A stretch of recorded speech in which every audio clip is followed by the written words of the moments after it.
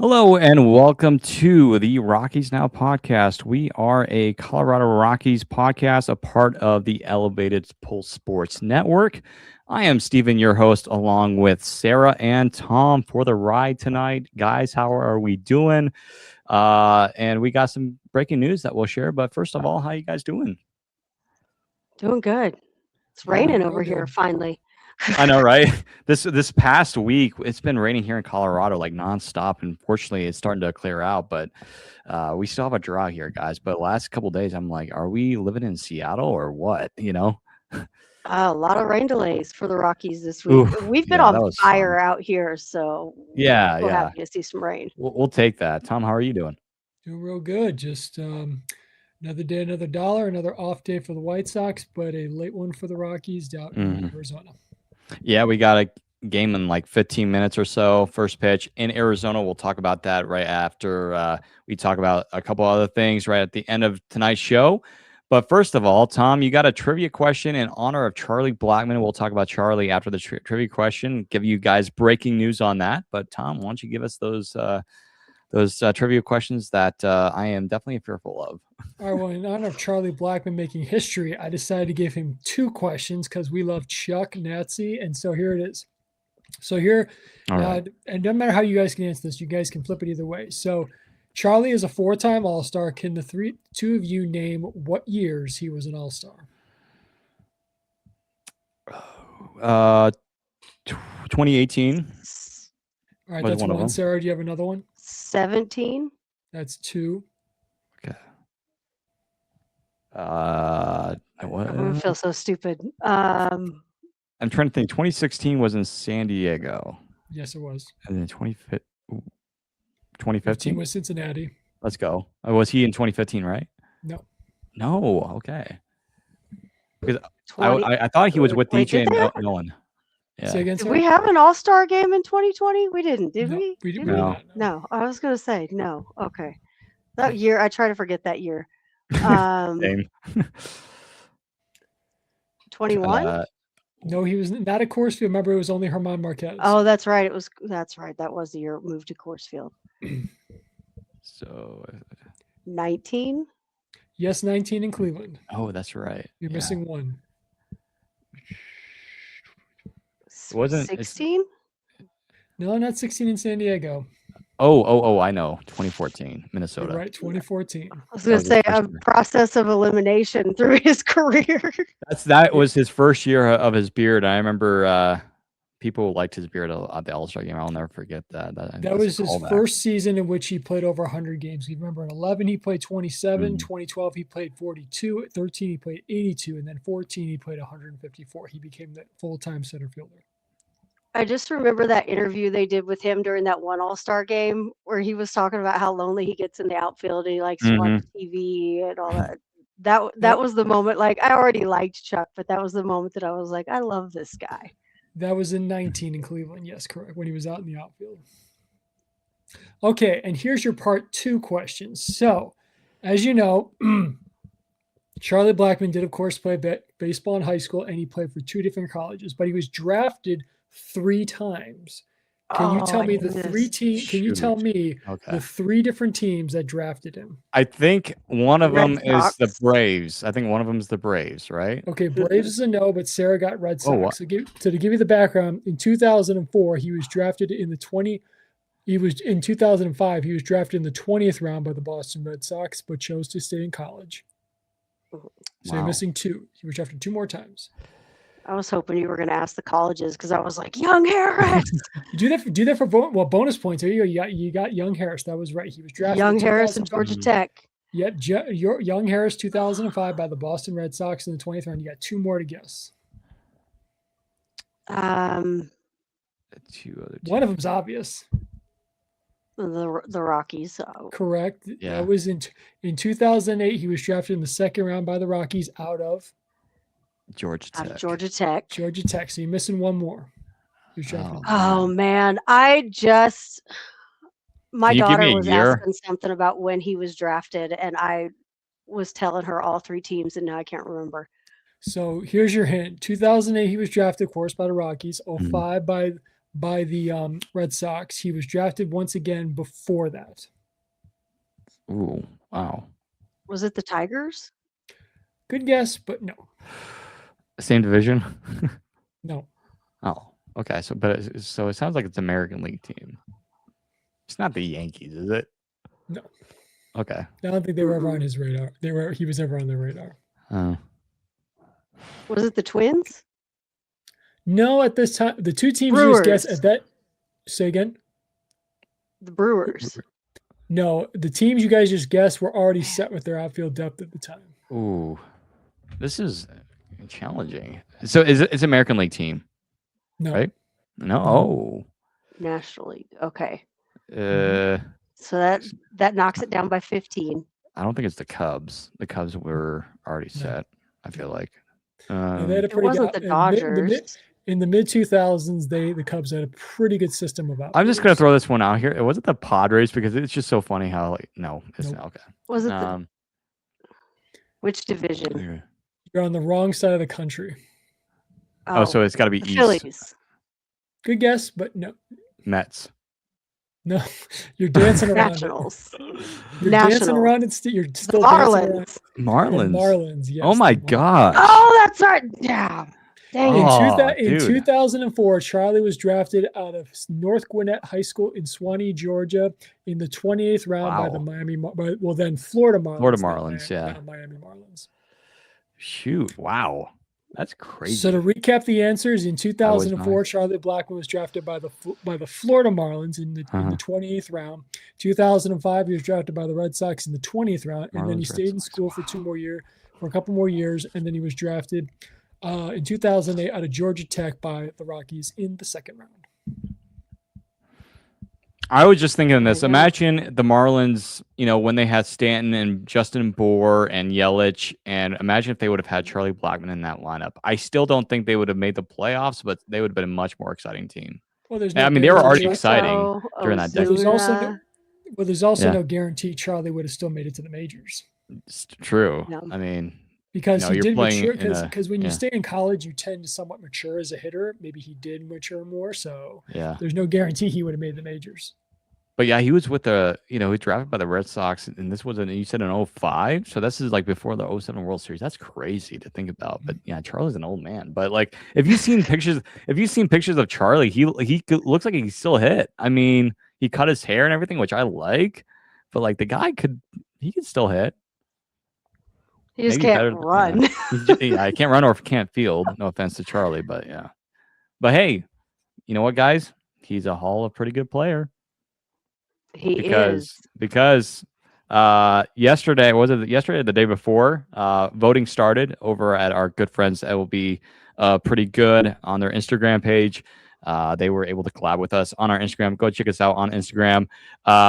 Wild the Innocent, he's in the comments. Good to see you, Wild. He said the Ramblin' Wreck from Georgia Tech. I love that. Wild, thank you for that video of Charlie. He sent me a video as a comment on a post about Charlie getting elected to the Hall of one of Charlie's walk-offs. It was great. It was an awesome video. Thank you for that. Yeah, absolutely, Wild.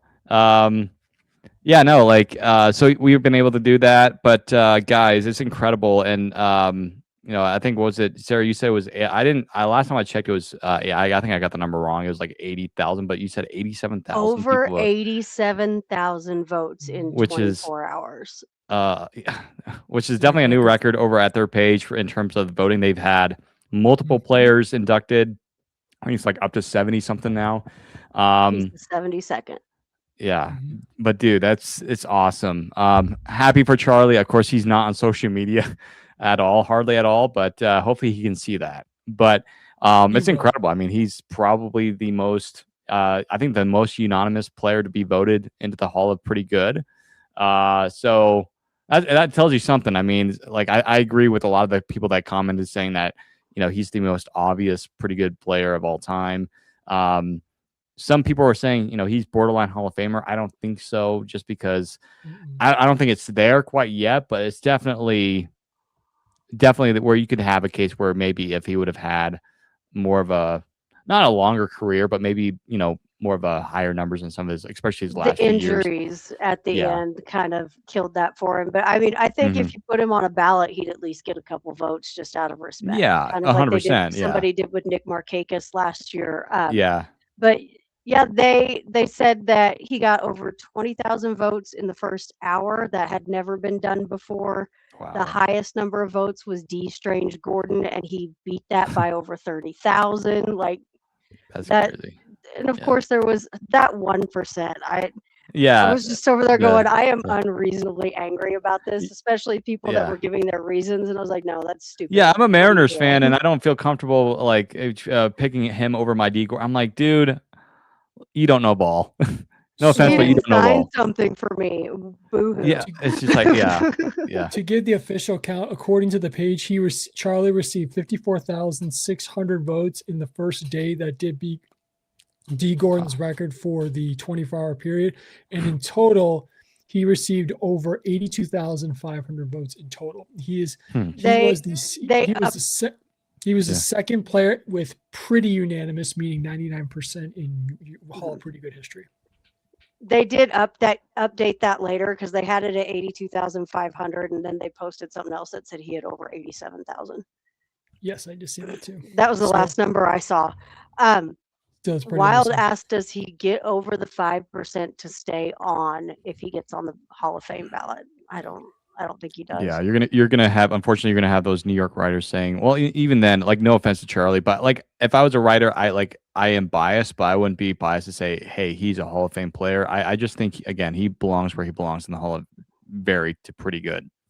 I think it would kind of just depend on what ballot he would land, like who would be on the ballot with him. But if there's not, if there's not a lot of worthy candidates, I could see him getting several like votes out of respect, but I don't think it would be enough to keep him on there past a year. Yeah. I think Matt Holliday. Charlie had a great career. It's not a Hall of Fame career. I'll willingly say that. I Matt Holliday, he was on the ballot a couple of years ago too, and he didn't get over 5%. He got some votes, but he didn't go over 5%. But yeah, when he goes on that ballot, he's going to get some votes for sure. But he's just, he's definitely. And here's the thing, guys like Patrick Saunders and Thomas Harding, they love Charlie Blackmon, and maybe just for fun they might put him on their bracket. But I think, realistically, I don't think they would put him on their bracket just because he didn't have a Hall of Fame career. Like, he had a very good career, just not Hall of Fame. But yeah, no. To answer your question, Wild, I don't think so, unfortunately. But hey, you know what? He still had a great career. But yeah, definitely one to remember, because again, it's just crazy. And even though he's been retired, guys, for the last couple of years, he's still making history, and it's awesome. And it goes to show, the next thing we need to see is his number retired in the right field bleachers at Coors Field. That's it's got to happen. It's going to happen. It's coming. Yeah.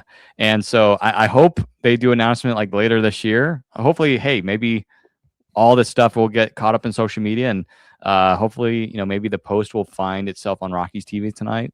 Like I was telling the guys before we started, like, stars around the world, like, let's give Charlie some love. Let's celebrate him and get that number retired. And even Todd Helton himself, I remember when they were retiring Todd Helton's number the second time with the Hall of Fame ring around it. I was at that game, actually. I remember Todd was saying that he doesn't see why they shouldn't retire Charlie's number as well. I mean, it just, his career in Colorado was legendary. I mean, it's not Hall of Fame, but like, to spend all your career just like Todd did in Colorado in one place, you don't see that at all in baseball. Not even Freddie Freeman, again, who should be still in Atlanta, but he's not. And I know, Sarah, you're still wishing that he was, care. But yeah, you don't. No, care I'm not. Not at all. I screamed for Matt Olson for a couple of years before Freddie's contract was up. I was over there going, I want Matt Olson on this team. And the day they announced it was I didn't. Everybody was just bawling about Freddie Freeman, and I was like, we got him. Yeah, well, I mean, he was supposed to stay, but remember there was his former agent about the Braves offer, and he chose the Dodgers. Sir. So there is a bit of controversy when it comes to him staying or going. Yeah, I know he ended up firing his agent over all of that, but I've also read some things since then that I don't know that I necessarily believe all of it, but I do know that the Braves offered Anthony Rizzo a 1-year contract before they got Matt Olson. And as much as I love Rizzo, I'm so glad that didn't happen. He was declining. Mhm. Yeah. So Yeah, we're But he's still doing- we're still waiting on. By the way, guys, again, it's been a while since I've been last on here, but we're still awaiting Chris Bryant. But that's we'll get to that later. But He was in the dugout at some point in time over this last home stretch. he was. Mhm. Wow. I saw him. Patrick, I think was it Patrick Saunders that mentioned that? I didn't get to watch a whole lot of this last home Yeah. stretch, but Yeah. I didn't he watch did mention it, it, and I wow. immediately flipped the game on. I was like, "Where's he at?" I think Saunders yeah. posted a picture from the clubhouse that he was there too. Yeah. Like, okay, because I think I might have mentioned this the last time we were on, or one of the last times we were on here. Was like, of course, you have David Ross and Anthony Rizzo starting up that baseball podcast. Again, I forget the name of it, but Chris Bryant was Lovable on Reunion. Yeah, Lovable Reunion. Chris Bryant was on there like just recently. And that was like, okay, he's pretty much off the team, I feel like, but no, Chris Bryant is still a Rocky. And, I had, speculations that maybe the Rockies secretly released him and they just hadn't announced it yet, but no, he's still on the team. So, I mean, I love Chris. I mean, we all do, but, we kind of know what moves needs to be done. I mean, that was really good episode. It was. It was. A really good episode. Yeah. I feel bad for Chris, man. It's just the guy, he loves to play baseball. He wants to play. It's not like, he doesn't want to play. But anyways, I thought that was really, really cool. But yeah, when you mentioned Anthony Rizzo, I was like, whenever you think of Rizzo, you think of Chris Bryant too, because you had Bry Rizzo, as they called it. And of course you had that famous ESPN commercial when he was when they were together in Chicago. But it was Brizzo. Brizzo. Yeah. That was the worst thing the Cubs ever did, was break up that duo. That broke my heart. It was inevitable. Take it from a guy in Chicago. There was rumors going around constantly that it was inevitable. They just didn't want to, because they had signed Rizzo to a team-friendly deal when they acquired him from the Padres. It was expiring. They weren't willing to go to that number. And then again, Chris Bryant, represented by Scott Boras, they turned down a $250 million extension offer and decided to go to free agency, and the rest is history. So yeah, but yeah, no, it is what it is. Well, and now it's our problem. That is our problem. Thank you, Cubs, for trading Chris Bryant. Well, it's not our problem. I like to rephrase it as a problem that Dick Monfort forced upon us. Yeah. Well, hey, you know what? I'm excited, for this upcoming offseason, because we got like a new revamped front office. And I think we mentioned it when we first heard the news about like the Penners joining the Rockies front office in some ways, or joining the team at 40% of the Rockies. We were talking a little bit about free agency and, will the Rockies go out and sign a big free agent, which I don't think they will. I think it just, again, it's a part of a rebuild. I think eventually they will, but it's just like, imagine we get Kyle Schwarber. That's just one of the names I would like to get. Just saying 50, 60 home runs in Coors Field. I know he's getting older. I know people are saying, well, he's going to decline. Well, again, the Rockies were in on him, in 2022 before they signed Chris Bryant, but, we were in on him this past offseason too, but yeah, but again, and the Reds were in there, the Pirates were in there, but, he decided to go back to Philadelphia, which is the right move. I mean, again, Philadelphia is trying to go to a World Series and actually win it. So yeah. Anyways, not this year though. Not this year. No, not this year. Which, as a Bryce Harper aficionado hater, as myself, I respect Bryce Harper, but it's just I kind of don't want him to see him win, just because it was funny, because when the Nationals won in 2019, and that was his first year with they won as soon as he left. So I'm like, haha. So yeah, but anyways, all we have to say is congratulations, Charlie. So happy for you. Log on to your Instagram and see the surprise, because he's probably doesn't even know about it. Like, maybe his wife, I know his wife is probably more on social media than he is.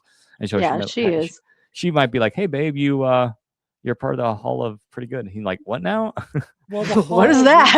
The Hall of Pretty Good does reach out to everybody inducted and tries to get an interview with them. So that could be coming soon. So they probably reached out to him. We just haven't heard it. He's probably fishing right now. Well, actually, you know what? It's kind of getting late, but he's probably going to be fishing in the morning. So it's so funny because he posts nothing at all, and then just randomly he'll Once in a post while. like Yeah. his skis as he's on a lift up to the top of a mountain or a Yeah. horse or just something random, and I'm Well, you like, know that the dude is really living yeah. his life right now. Well, that's when you know it's actually him posting, not like an agent or somebody posting for him, because there's players out there like for Chris Bryant, for instance, I don't think he personally posts on there. I think it's just he has somebody does it for him. Like again, a lot of players do that. Like F1 racers, they have their own personal Instagram people that post. They don't post. Sometimes they do, but I don't know. But for Charlie, you can tell when it's Charlie posting. It's just like a random video. Remember one year it was spring training or right before spring training, and he had his like Jeep or whatever, and he was putting like literally plastic bins in the back of his, pickup Jeep or whatever. And he was in the Rocky Mountains. He's like going to spring training or whatever, and he had like fishing poles in the back, and just like that is so Charlie. I love it. Man, I miss him. But anyways, Charlie, congratulations, man. And we're so happy for you in Rockies Nation. And Rockies fans, hey, shout out to you guys. You guys showed up. And even not Rockies fans, like everybody. And you were iterating, Sarah, that even Padres fans were voting for him, and they hated Charlie Blackmon because the guy cooked them for so many years. But yeah, mad respect to everybody out there for voting. And yeah, again, like over 87,000 people, which is phenomenal. I mean, if the voting would have kept going for another day or two, we would easily gone over 100,000.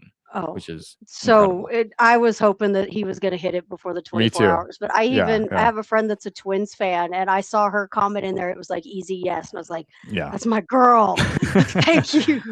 Yeah, I don't know if my family members though, so I'm gonna have a talk with them tonight after the podcast. They're Rockies fans. Vote. Yeah. Oh, hey, you better vote. Like, it's a requirement. Like, get over here, hit that button. Yeah, and I saw a funny comment on the Instagram is that, hey, if you don't vote, you're instantly banned for like from Instagram and social media. I'm like, but Josh Reddick said he'd see anybody that voted no in the ring. I was like, okay.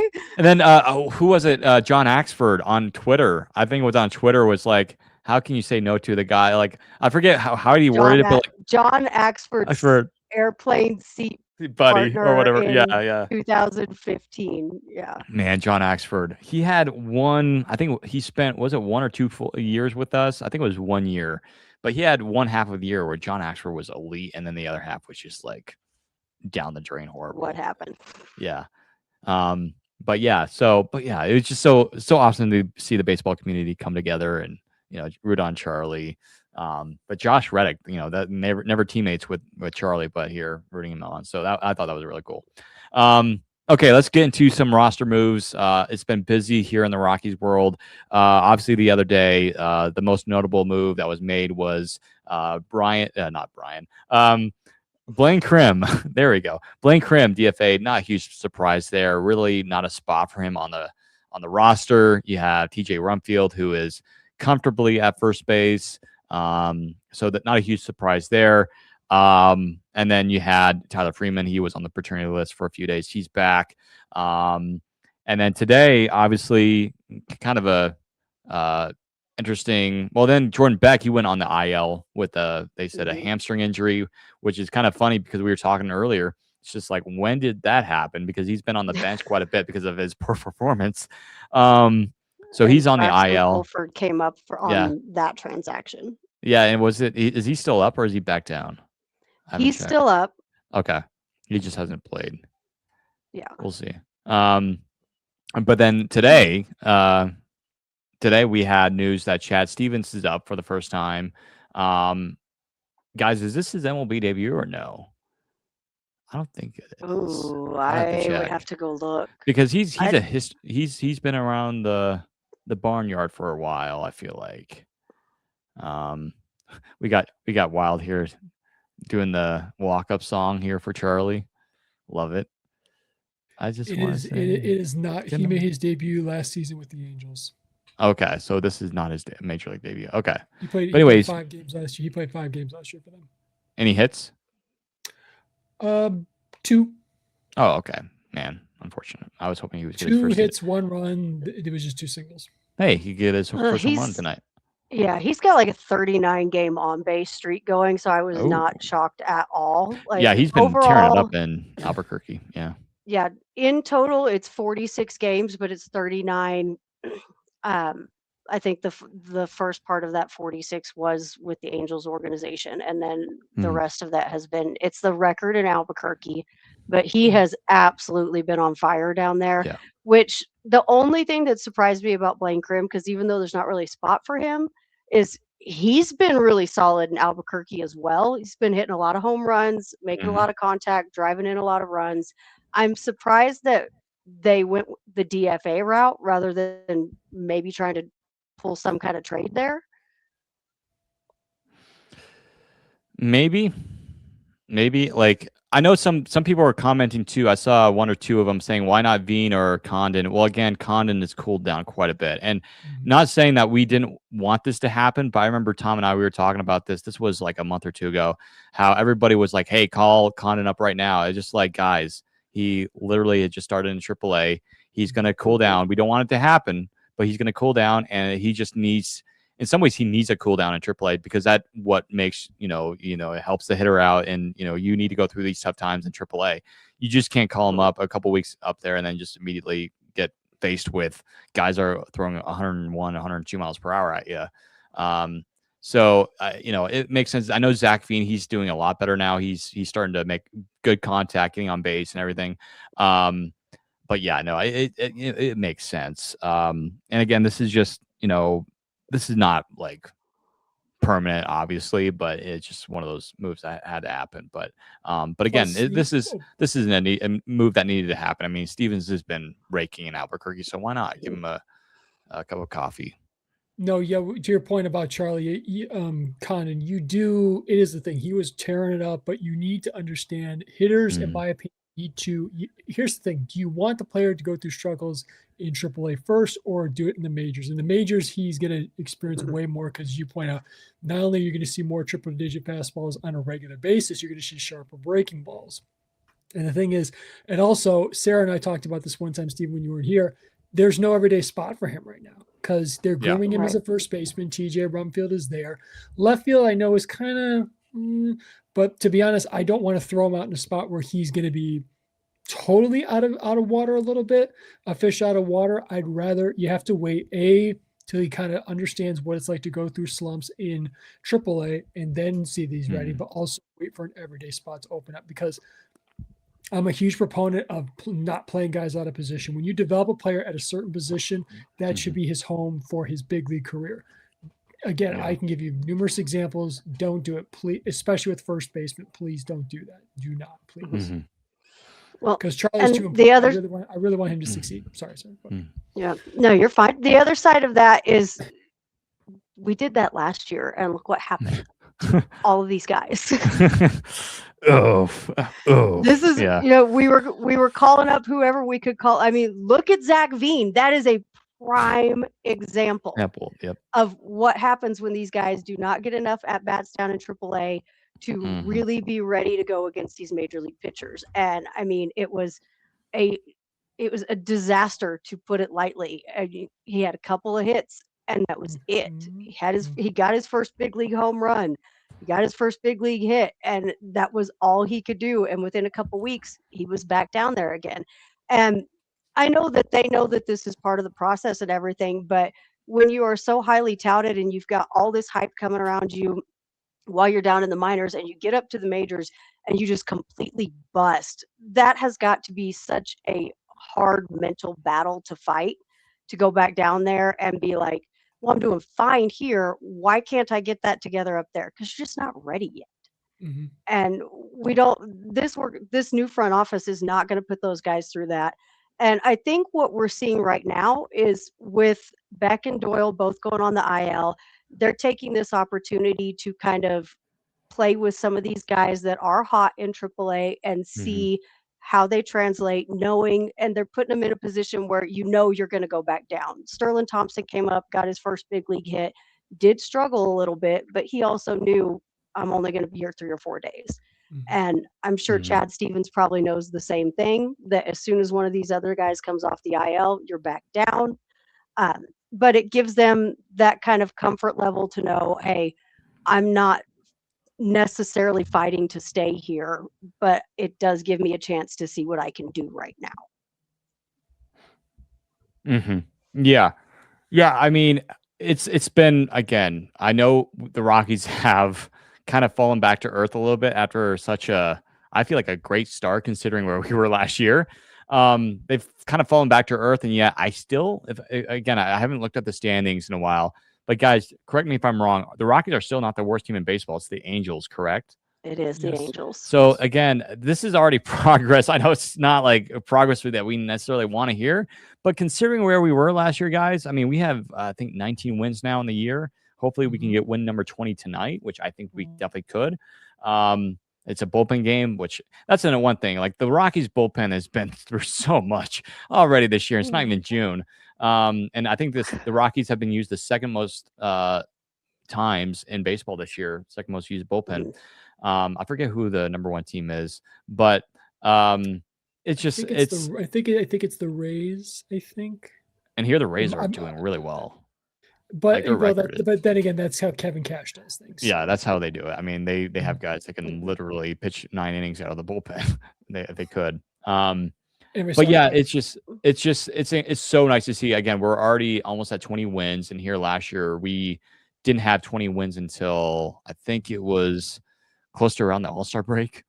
And it's just like it's so nice to see. But yeah, I think when it comes to Doyle and Beck, especially, we made a post this morning about Jordan Beck. I just wanted to hear what some of our followers' thoughts were on this, because this is a conversation I think I brought up one time on a previous podcast. But I feel like, and I think we all agreed that this year is a make or break year for some of these guys like Jordan Beck and maybe even Brenton Doyle too. I know the Rockies front office really like Doyle's defense, but the bat, man, he's hitting around 200. He's very inconsistent with the bat.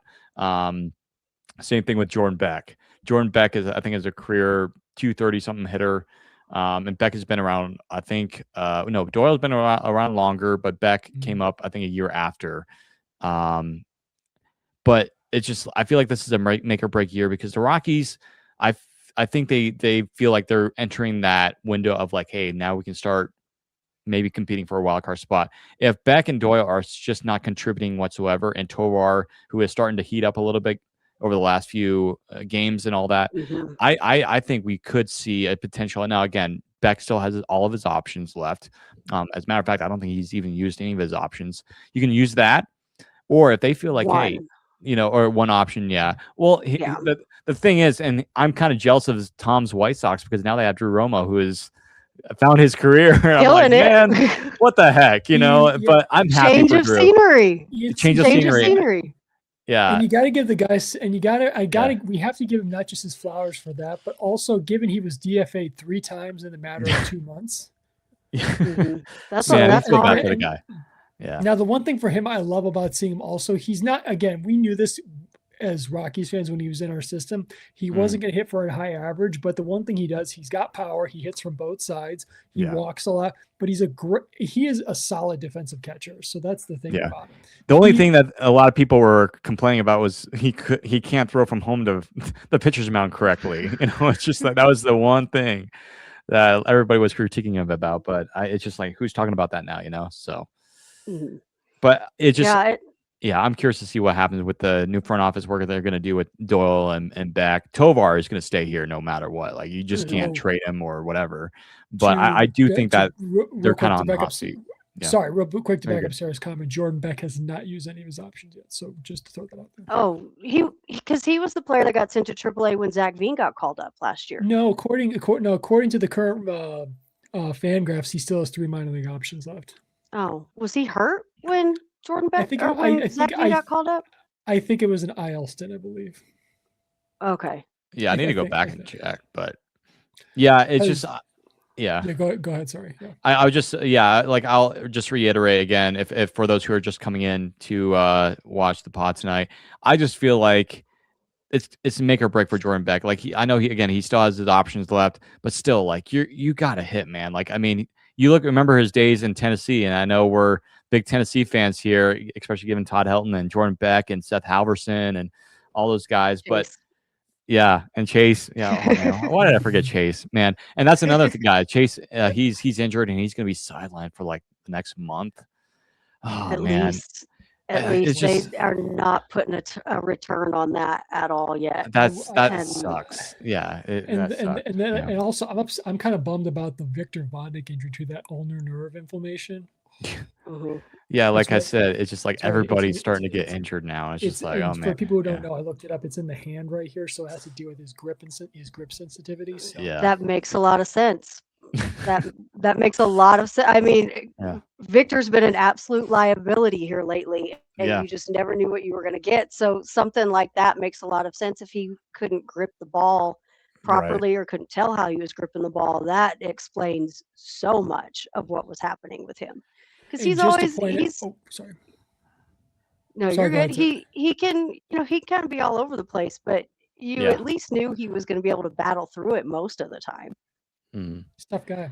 But also, just to throw this, I want to throw this out there.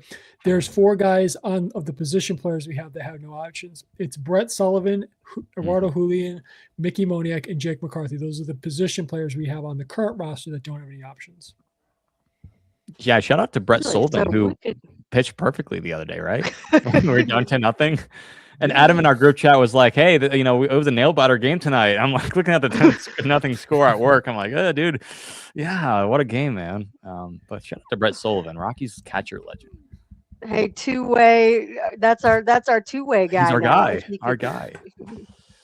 Wait, Man. real quick, I wanted to address a question that Wild asked when it comes to starting his service time clock, and this applies to to Charlie Condon. That only applies early in the season. If a player accrues 172 days of 187 days during the season, then he loses a year of service time. So if they call him up now, they wouldn't have to worry about that rule. Mm-hmm. Which, by the way, it would not surprise me if they hold him out till next season. That's again just my opinion. It wouldn't surprise me if Charlie spends the whole season in Albuquerque. Yeah. And then, and that's the thing, you don't have to pressure him. Like that's like Sarah reiterated a few minutes ago, like how last year it's just like moves were made every single day. And it's just like, is this guy staying up or is he not? But also it creates pressure on the younger guys because it's just like you have to perform and you're already having a historically bad year and you're demanding so much of your rookies. And now that they, a lot of the guys have come back, from last year, and they don't have to worry about that. They don't have to have that load. And that's how we had such a good start, comparing to last year, to where they don't have that pressure now. Like now the pressure is a little bit on because now they have a bunch of injuries now with Doyle, Beck, but really, guys like Mickey Moniak, they're kind of built for this. And we're seeing how good Moniak has been so far this year. He's kind of cooled off recently, but yeah, it just, for guys like Condon, you do not want to put him up when he doesn't have, as Tom says, a position to play. Rumfield's got that in the bag right now, and Rumfield is doing great. He's been consistent all year. He might have had like one bad week, I think a couple weeks ago, but Rumfield, he's hanging in there. Made that great catch the other day against the Rangers over the railing in the dugout, and looked exactly like the play Ryan McMahon made in the postseason last year. I was like, oh. Our guy, yeah. And shout out to Doug Bernier for catching PJ when he flipped over the rail. That's a big dude. Big man, yeah. Rumfield is one of the tallest guys on the team. Yeah. Rumfield didn't even touch the ground. He just grabbed him as he was falling and held him up the whole time. I got it. Just kind of gently lowered him on down there. I loved it because you saw the shot from the dugout. Mickey's running over there pointing at the ball. I was like, yeah. He's got it. Yeah. This is what we need. Yeah. And shout out to the crowd too. There was actually, it was like freezing cold and rainy, but it was a good turnout at Coors Field. And one thing I do want to say is I think this year, surprisingly, actually, this year is the worst record attendance so far heading into this year than last year, which is kind of funny. But yeah. Real quick, if you don't mind, one more thing. I'm looking up Charlie Condon's game logs in AAA right now. For all the games he's played this month, he's only not gotten a hit in 5 of them. Ooh. Which is good, which is really good. Yeah. He's had 2 multi-hit games and all but I think he's played he's played 15 games this month, so he's gotten a hit in 10 of them, so that's good. Yeah, the reason why I reacted to that was not because of your comment, Tom. I'm actually watching the Rockies game right now on my phone, so I had to. I was like, ooh. I was like, wait a second, I need to react correctly here. But yeah, no, that's great. But here's something interesting. I want to also pull up this month. Every game that he's played, that he started, he's either started first or right field, which is, are they experimenting with him a little bit here, which is nice. Yeah. So. Yeah. Yeah, when I reacted to that, that was when Troy Johnston, I thought that was a home run into left field because I'm watching the game right now. I thought that was a home run by Gurriel, but Gurriel always kills us in Arizona. But dang it, Steven, what the heck? I know, right? I'm a jinx. Well, I am quitting this podcast. No. Hey, one thing, talking about Troy Johnston, you want to hear something fun, guys? So for those who are listening or watching, here's a story for you guys. So I went to college down in Florida for, it was 3 or 4 semesters, something like that. I went to a Pensacola Blue Wahoos game. And if you don't know, the Blue Wahoos are the AA affiliate of the Miami Marlins. And in 2022, guys, I completely forgot about this until just like maybe a few weeks ago. I did not realize when I was at the Pensacola Blue Wahoos game, guess who was on the Blue Wahoos team that is playing for the Colorado Rockies this year? Troy Johnston. Yep. I was at the game, and guess what? I was wearing a Rockies jersey at that game, and so you're welcome, guys. You put it into existence. You know I did. I had almost the exact same revelation when I started thinking about Jake McCarthy more because he came up through the Diamondbacks organization, and I go see the Amarillo Sod Poodles all the time, and I was like, wait, him and Corbin Carroll were there at the same time. I've seen Jake McCarthy play. Like, I knew what this guy could do. What is wrong with me? Yeah. But like when my brother was telling me, he's like, hey, you would have been there when Troy Johnston was in the Marlins system. I'm like, oh yeah, that's right. So I went to the box score to the game I went to, and you can see Troy Johnston was actually in left field, and I was actually sitting down the left field line. So I would have seen Troy Johnston in person. I just didn't imagine him being on the Rockies like 4 years later in 2026, and here he is hitting over 300. I love Troy Johnston too. Both him and Rumfield are both have great swings. I love them. The personality is awesome for Troy, especially. I'm still waiting to get my Troy Johnston jersey, by the way, guys. So hang in there. Yes. Quick question, Steven. Do you know what year that was? Do you remember what year that was? In 2022, the summer of 2022. Then never mind then. Yeah. Because at one point one of my brother's high school teammates played for the Pensacola Wahoos, but that was before then. So yeah, but also too, like if you look at, for those who are not familiar with the Wahoos, look at their colors. Like they're beautiful. Like they have some pink, some like a light blue. And again, if you've been to the Wahoos ballpark in Pensacola, it's right out the water. It's beautiful. Again, it's probably one of the best minor league experiences you can have. But when you go to a minor league game, Sarah, you know what I'm talking about. Like it doesn't feel like a Major League Baseball game. It's just like, it's almost like you're going to not a high school game, but it's like more relaxed, more fun. It's so much fun. It's such like a blast. And and you see people wearing jerseys from all kinds of teams. Yes, even down in Albuquerque, because you would think that you'd get a little bit more like more specific to the Rockies with that being the AAA. No, you were seeing everything. All kinds of jerseys you see, because I wear Rockies jerseys to the Sod Poodles games all the time. And people are always like, what are you doing? Because all of your anything, you get a drink, it's got a Diamondbacks logo on it. You get anything, it's got a Diamondbacks logo on it. And I'm just over here like, here's me in my Charlie Blackmon jersey, and we're just enjoying this ball game. But it's like there's no pressure on it. You don't feel like you have to, like, you're just enjoying baseball rather than like hardcore rooting for your team. You're just watching these guys. Like right now, I have not made it to a Sod Poodles game this season, but I am dying to go because Andrew Jones's son, Drew, is with the Sod Poodles right now. Yeah. Like, dying to get down there. Yeah. I was just thinking, the game that I went to against the Blue Wahoos, again, this is just a awesome minor league team name, was the Montgomery Biscuits. And it's like I think if I'm not mistaken, Sarah and Tom, are they still the AA affiliate of the Rays? Yes, as far as I'm aware. I would have to look, because after that realignment, what's really crazy, it messed everything up. Yeah. Because before the realignment, the Sod Poodles were the Padres AA. Like I saw Fernando Tatis on a rehab assignment there. Yeah. And Steven, then yes, they are. They're still AA affiliate. Okay, AA of the Rays. Okay. Yeah. But the Marlins AA up until the realignment was in Wichita, Kansas.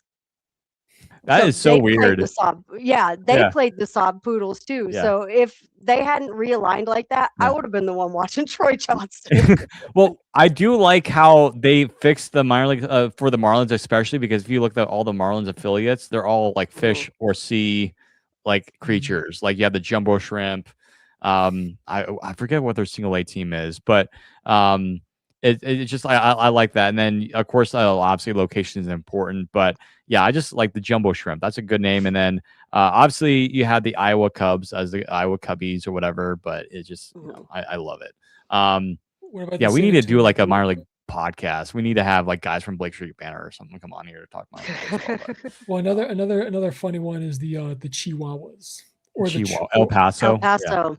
Chihuahua. or the That's Trash Padres. Pandas or the Trash I Pandas. love the Trash Trash I have a Pandas, Trash Panda shirt. Rocket City Trash Pandas. Where's Rocket City at? I do not know. I think it's Texas. They're in Texas, Alabama, aren't Oh, they?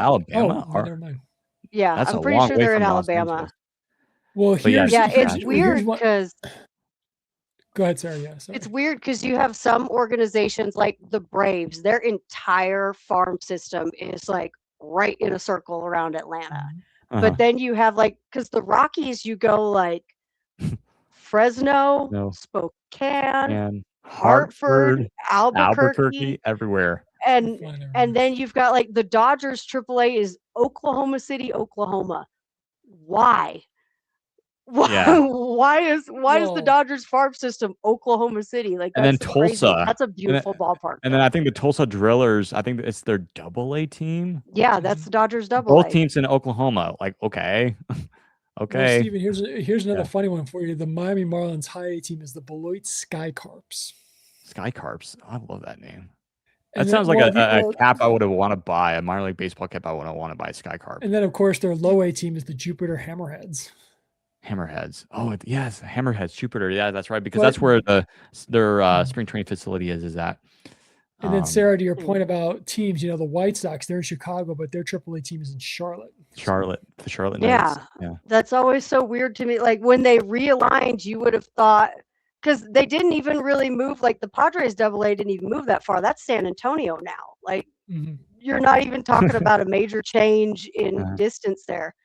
Well, tell you the hat that I really want though. I want a Yard Goats hat so bad. Those are so I was when I went to Coors Field in a few weeks ago with our guy Mason, I was looking at that Yard Goats hat. I'm like, I want to get that. I also really like I think it's Fresno. They've worn this before, but it's the taco one.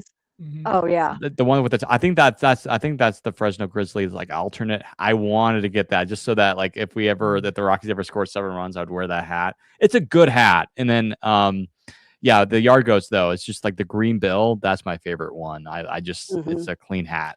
Every time I go in the team store, I eyeball that hat for like 10 minutes. I'm just standing there going, I really want to buy it. One of the things I kind of regret is I'm not sure if they ever had a promotion. Maybe it's still available somewhere out there, but like the Hartford Bouncing Pickles. Like that's a fun name. Of course, it was only for like one night or whatever, but I like how my minor league baseball does it. And then there was a recent promotion. Was it for Rocket City Trash Pandas that like it was a family night to where you can't have your phones or you can't be on your phones during the game and you just watched.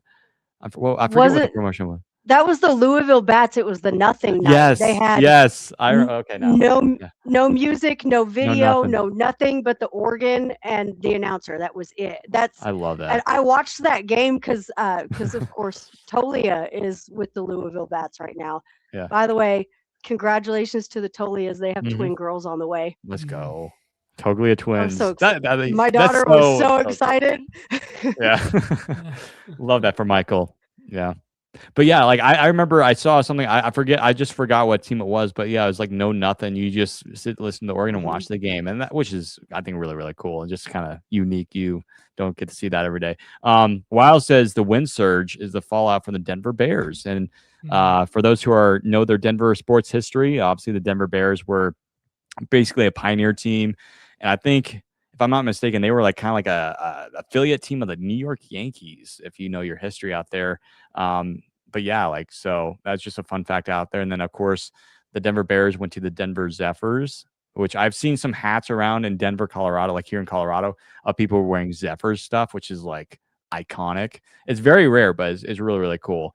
But yeah, that's a good callback there. Wild. The Wind Surge, I think if I'm not mistaken, they're the AA team of the Twins. Yeah. Yeah. Which now is a good they are. name. They were Yeah, they were the Marlins before, and now they're the Twins. And the reason why I remember the Wind Surge is because I think in MLB The Show, I forget which game, but I got drafted by the Wind Surge, and I was wearing a Wind Surge hat, and I was like, oh, that's kind of cool. But anyways, we got to wrap up this episode tonight. It's been fun talking minor league baseball. But guys, we're heading into this Diamondback series here, and then followed by the Dodgers. Do we have any predictions, guys, for this Diamondback series? I mean, it's going to be a rough one because you're talking about obviously the Diamondbacks who are kind of hot right now. Again, Nolan Arenado's having a big year for them. Obviously, he's been one of the hottest hitters in the National League, and not a huge surprise there. We kind of were somewhat of expecting a good start for him, especially going out west and playing in a division that he knows very well.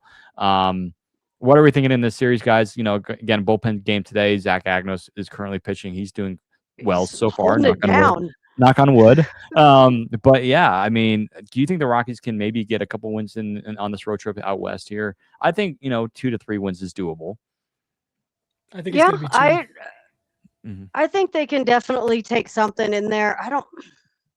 The Dodgers offense has been struggling a little bit, but the Rockies pitching it's just such a liability right now. Yeah.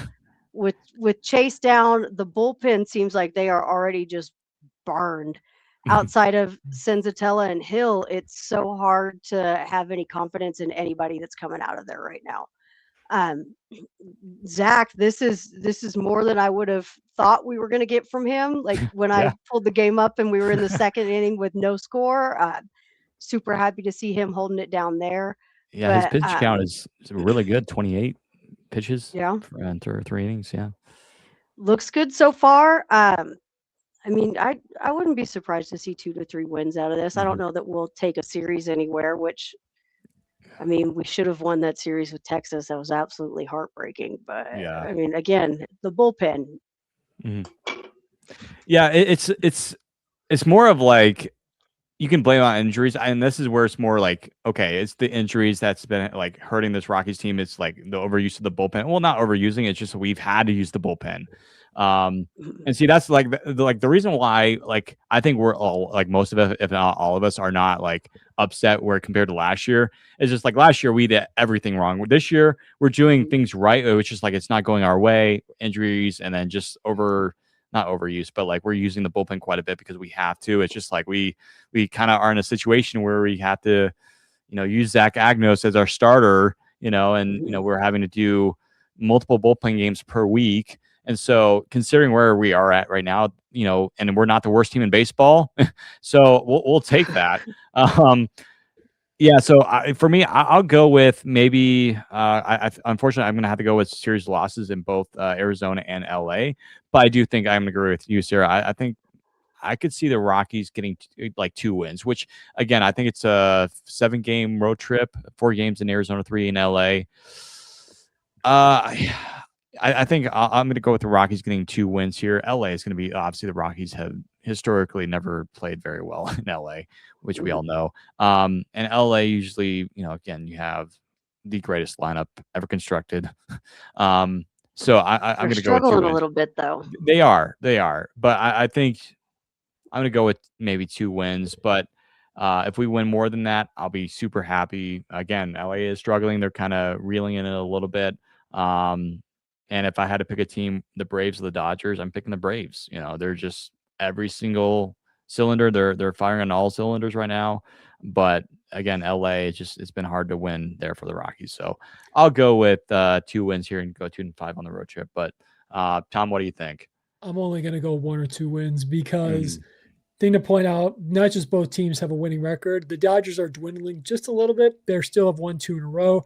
The Diamondbacks are on a 4-game winning streak right now, so they maybe figured something out a little bit or got a little bit of got the ball rolling. So I hate to be could they sweep one of them? Sure, you never know. I mean, anything can happen. There's always a puncher's chance, but I only see about 1, 2, maybe to Sarah's point or your guys' both points, 3 wins, but I just don't see them having a winning record on this road trip. Sorry to be the Debbie Downer, everybody. No. Yeah. Well, and the road has been ridiculously bad for the Rockies this season. And it is a little bit concerning to see them struggling at Coors Field now. with the way they've been playing on the road, that doesn't look good. But at the same time, I mean, it's a rebuild. It's going to go like this. Yeah. But yeah, I just think, I mean, the biggest thing that it's always going to be kind of a what if for me is the way that they used the bullpen there in the first month, because they were nails. But did you burn guys out early doing that? And is that why the struggles are coming now, or what's the reason behind the bullpen going from absolute lights out to Horrible. absolutely terrible? Yeah. Yeah. It's like turn off the TV type of stuff. Yeah, I did last night. Yeah. Understandably I can't so. watch this, but I want to see it happen. Yeah. Bases were loaded. I was like, I can't. Well, like in some of those games against like the Potters a few weeks ago when we were up, 3 or 4 runs in the 9th inning, and we just completely fell. A lot of it I think had to do with just because we had used the bullpen so much, and it's just like, really, who do we want to go next? It's just everybody's burned out, everybody's exhausted, and you're having guys, again, you're starting with like Doyle is not doing well, Beck is not doing well. So, and then Moniak is like your only guy that's hitting for you. And Hunter Goodman, he did have that good series in Cincinnati, did have that 2 homer game, but like still, you're asking kind of quite a bit. But yeah, so again, it's a tough watch, but for sure, like we're seeing better baseball than it was last year. The Rockies are hanging in there. Again, we kind of knew that this year was going to be tough. Again, that's why we were so surprised at the start of the year. Like, we're a 500 team. Like, what the heck, And now, it's again, like I said at the start of the pod tonight, as we begin to wrap up, like, the Rockies are starting to show themselves a little bit more. Maybe not as they were last year, but they're starting to see like not holes, but like just the wear and tear on the team right now, and they've experienced it quite a bit. And hopefully, it improves going into June, because June last year was actually a decent month. July, I think, was a little bit better for them, but yeah, hopefully we can end the month of May on a little bit of a better note. But again, you're going against teams that are playing pretty good right now, especially the Diamondbacks. Dodgers, again, 2-game winning streak for them. But I do want to answer this question, though, very quickly by Wild before we wrap up. Do you have any thoughts on how front offices might look at bringing up players with a possible extended 2027 lockout? Tom, I want you to answer this question. All right, bring up players with a possible. Well, first and foremost, I've got about maybe of my sports of the part of my brain that's devoted to thinking about sports. Only about 3% of it is thinking about the lockout, because I don't consider it a big issue. I'm trying to stay positive about there not being much of a delay. As we all know, the first official negotiating session was last Tuesday. Yep.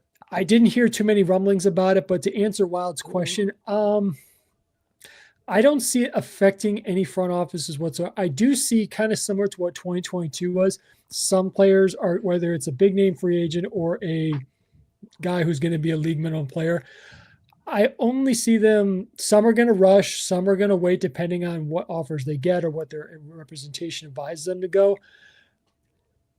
I think it depends on the team. Some teams are going to be more active than others to sign players quickly, but others are going to be more reserved to wait and see what the final changes happen. Because again, as we know, 2 of the big things that are going to come up are, is there going to be a salary floor or a salary cap? Personally, I don't think there's going to be a salary cap, because it's a non-starter for the players.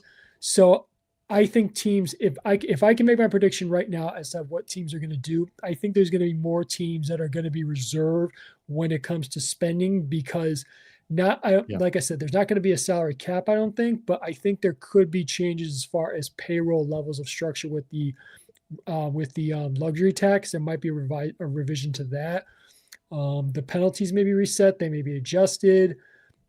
So, Wild, to answer your question, I just think not as many teams are going to be looking to sign players quickly. I think especially when it comes to the big name free agents, I think they're going to take their time a little bit. But as far as the lockout goes, I hope, again, I've said this, I'll say it again, I hope cooler heads prevail and don't, and this does not be an extended. I hope we do not get to the level of 94. And the reason I say that, because it makes me nervous about the future of the game. And I'll give you a quick synopsis. The media landscape is very different to what it was in 1994. There's a lot more entertainment options, and I'll use this phrase: we're competing for entertainment dollars and eyeballs, meaning people's attention. So hopefully this gets done quickly, but for the Rockies specifically, I don't see them being active right away. So, but bringing up players, I think that there's going to be no impact whatsoever. I don't think it's going to have much of an impact as far as bringing up prospects. I don't think it's going to have much of an impact at all. I think that's more what he was asking about, is how they're going to play, because we all have mentioned, we don't think we'll see Charlie Condon this year. Like I think he's asking more of, do you think that's going to impact how they use them? But if they're not ready now, there's still no point in bringing them up, even if they're going to be locked out. Because if you really think about it, that's just giving them more time to get ready, even if that lockout is extended. Right. Yeah. And to elaborate on what I said, it's not going to affect their service time, anything at all. So it won't. Sorry, Wild. Thank you, Sarah, for kind of putting me on track here. I guess I kind of got deviated, but yeah, for prospects, it's not going to have an impact. They're just, if there is a shortened season or whatever the case may be, they're just going to change the rule as far as the service time manipulation days. But if Charlie Condon's ready next year, he'll be up on opening day. I think that's my personal opinion. Use that as an example. So yeah. The positive thing is that they've already started discussions, which tells them on both sides that, hey, we don't want to have an extended lockout, because like you were saying, Tom, like the sport itself of baseball is in a great shape. Like people were watching the WBC, and you don't want to all of a sudden take that away from the people that are watching it, because don't get me wrong. Again, we could talk hours about the NBA and how I think it's just a dying sport with flopping every single game.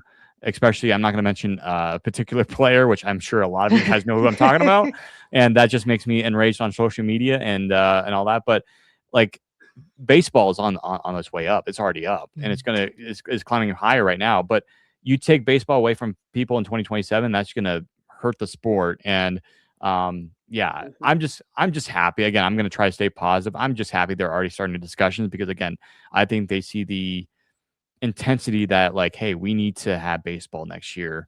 Now the likelihood is not extremely high, just based off of what we've been hearing over the last couple of years of like, oh, this is going to be discussed. This is the main issue. But if they can find a way to work around that, like it would be a massive win for the sport if they can like play baseball in 2027 and not have to worry about a lockout. And even if there is, like, maybe for a few weeks or a couple months, like during like December, January, and then have a free agent period. But like you were saying, Tom, I think for teams, they're not going to be in a rush like they did in 2022, because I think a lot of teams, including the Rockies, have learned from that mistake of signing players within like a few days after the lockout, like what happened last time. So I'm just, again, I'm happy that at least they're in discussions already. So.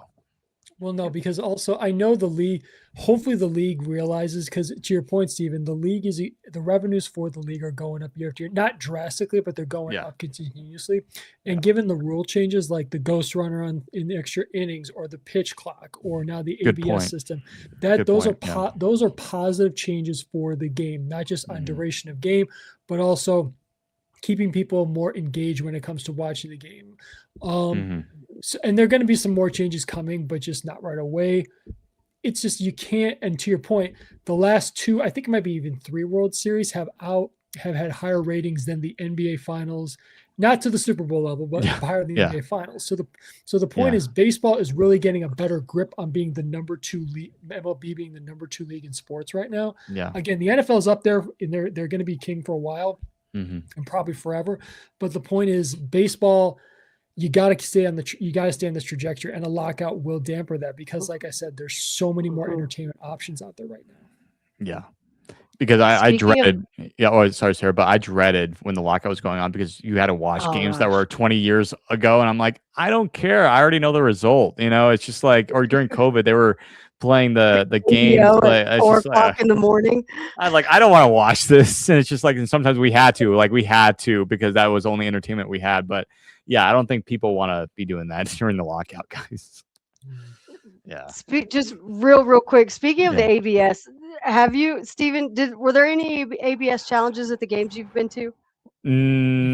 Well, Not real. Well, there was a couple of them, but the thing is, it's hard to tell because sometimes I'm having a conversation, and especially at Coors Field, it's so hard to hear them say, "Hey, so and so is challenging." You have to listen very closely. Like they need to put it on the scoreboard, but they only use if it's the PA system, it's so bad.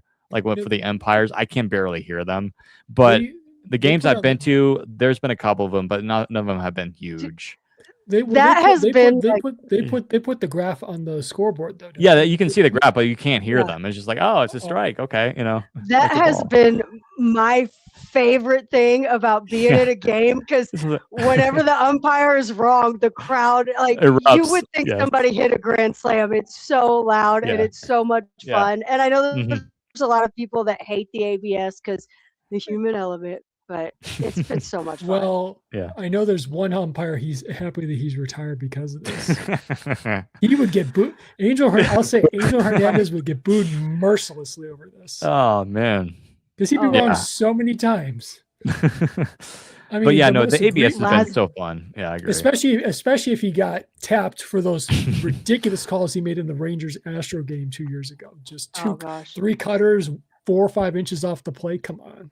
It's been great though to see. It's been great to see some confusion on both sides where the umpire challenges himself. Like he's like, "Wait a second, you're challenging yourself? Okay, I respect that. That's a man I respect." Salvi Perez got Laz Diaz with 2 pitches in a row the other night. In a row, same location, exact same pitch, and it was hilarious because the first time he was like, the catcher is challenging the call, and then immediately turns around. He's like, the catcher's challenging the call again. I was like, oh man. Yeah, Wild, he says Rockies won game 20 on July 3rd last year, and I think that was the White Sox and Rockies game. So I'll never forget that. I remember that was a fun time when we got win number 20 on July 3rd. Oh man, but yeah, the Rockies are already in a much better spot. Obviously, not where we want to be. Again, a little over 10 games under 500, but hey, we're still not the worst team in baseball. And let's keep it that way. All right. They met last Tuesday. The 2 sides. And he says, I don't want to watch the Savannah Bananas. Actually, I don't mind them. They're really fun. I like them. They're fun. They're fun. I liked it in the beginning, but now it's so much more of the dancing and everything else that it's kind of overshadowed. Okay, it's part of it. Yeah. I liked what they were doing in the beginning because it was still a lot of play and the guys were walking up introducing themselves and doing kind of crazy stuff. If a fan catches a foul ball, that's counted as an out. Yeah, but now it's a dance routine between every single pitch. Yeah, it's more of a dance than a. And I'm like, I am not here for baseball magic, Mike. Please play a little bit more and let's do something a little different here. Yeah, kind of like the cool Prodders. Baseball magic, Mike. Magic. Oh man. Well, I will say they do a good job. If they're in a specific ballpark, they do bring back franchise legends. Like when they were in Chicago, they brought back Kanerico, Ozzie, Burley. When they do that, that's cool. But to your point, Yeah, Riley Green came out and was at home, he got a single and then went back to home plate and sang an entire song. And I was like, I love Riley Green, but I don't want to hear songs. I didn't want to watch this. It reminds me of during the World Series when they had that whole cut to a Jonas brother, the Jonas Brothers did a mini concert in the middle of the game. That's what it reminded me of. I was like, I don't want that. Marketing. It's marketing, guys. Oh man. Well, anyways, if you're gonna have a concert, do what most teams do and make it a post game concert. Yeah. Not during the game. We're not there to watch a dance. We want to see baseball, but sometimes it's cool though to see some of the guys do a backflip when they make a catch. That's kind of cool. I want to see that in the major league game, but it's just okay. Do you need to do that though? You don't want to hurt yourself. I don't want Jordan Beck to do that. It'd be cool though, with the hair and everything, with the cap falling off. Well, I can see that happening. I'm sure and if a player did that, I'm sure that an owner would blow a gasket over backflips, because if he backflips wrong and injures himself, or he backflips and misses the ball, then one guy. You know what? Yeah. One guy would absolutely despise that. Bud Black. Oh, yeah. I'm benching you for the month. Get off my team. Oh man. You're not my team anymore. Oh man. All right. I think that's going to wrap things up tonight, folks. Thank you so much for coming on in tonight to this edition of the Rockies Now podcast. We'll be back next week with a whole new episode. But yeah, if you are brand new to the show, make sure to like, comment, subscribe, and follow us here at Rockies Now, and follow us on Instagram and Twitter. We do content over there. But on behalf of myself, Tom, and Sarah, thank you so much for listening to tonight's podcast. We'll catch you next week. And as always, go Rockies.